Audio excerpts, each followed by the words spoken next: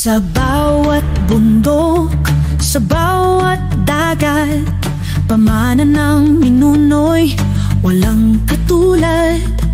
Buhay na kultura, yaman ng lupa, sa bawat kamay ng magsasaka at mangingisda.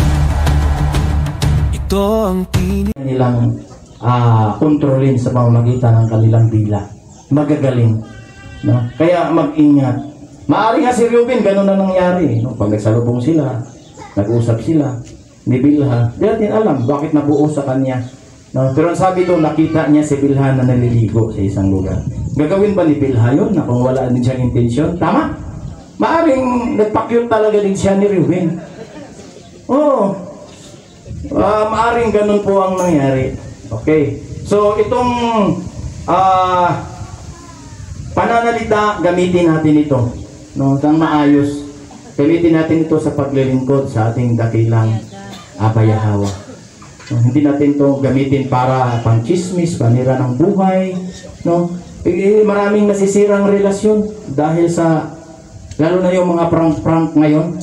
Tama? Nakita ba natin sa Facebook? Sa mga prank? Ginagamit nila ito. So, ingatan po natin ito mga kapatid. Po, nagdududa na ako sa aking mga damit. Hindi kayo nagkapalit kami ni Kahan Kulit. Nagdududahan ko, tinitingnan ko lagi yung suot.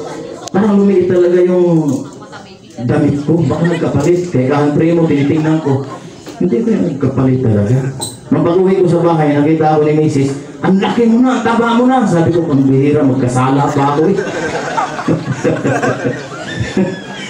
Mapag-isipan mong kapuwakahan na nagpapalit ng damit, lumaki pa ako.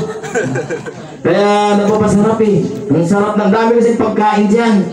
Kaya kahit maraming pagkain, control po tayo mga kapatid ha.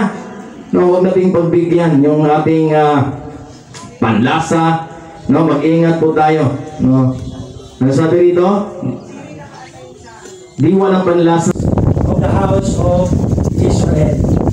Pakinggan po natin mga mabuti, mga kapatid, dahil napakaganda po sa mga tagubilin ni Reuben sa kanyang mga ina po, sa kanyang mga anak, sa kanyang mga ina po. At kasama na rin po tayo dito mga kapatid.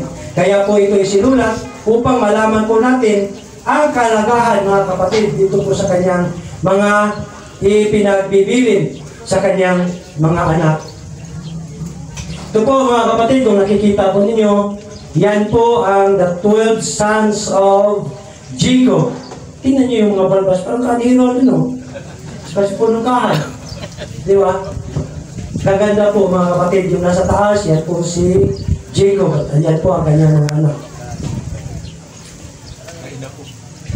Sa ating po nakaraang topic, mga kapatid, from previous topic, last Sabbath, our Kahan Primo began discussing the testament of Reuben, the eldest son of Jacob and Leah. We learned that he gathered his children to share his final words before his death.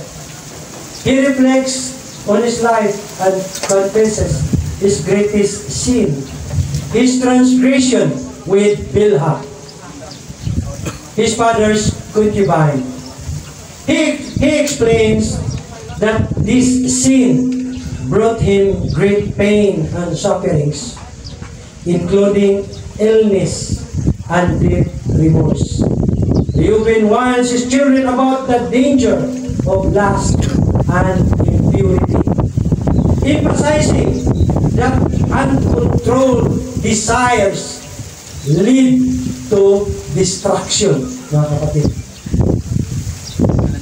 Noong nakaraang Sabat, sinimulan ng ating Kahan Primo ang pagtalakay tungkol sa testament of Reuben, ang panganay na anak ni Jacob at Leah. Nalaman natin na tinipon niya ang kanyang mga anak upang ipahayag ang kanyang mga huling salita bago siya pumanaw.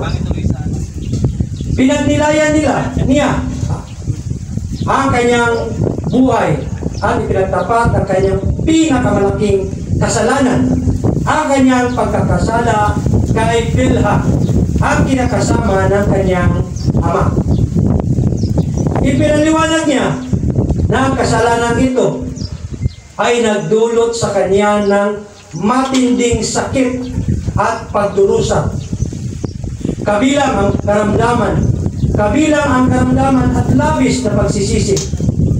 Binalaan ni Reuben ang kanyang mga anak tungkol sa panganib ng pita, ng laman at kahalayan. Binibigyang diin na ang hindi mapigilang pagnanasa ay humahantong sa pagkawasak. Grabe ka, mga kapatid, katotohanan talaga. Kumbaga, dami na pong nangyari ng ganito, dami ng pamilyang nasira dahil sa pagnanasang hindi mapigilan, at ito'y humahantong sa ating pagkawasak.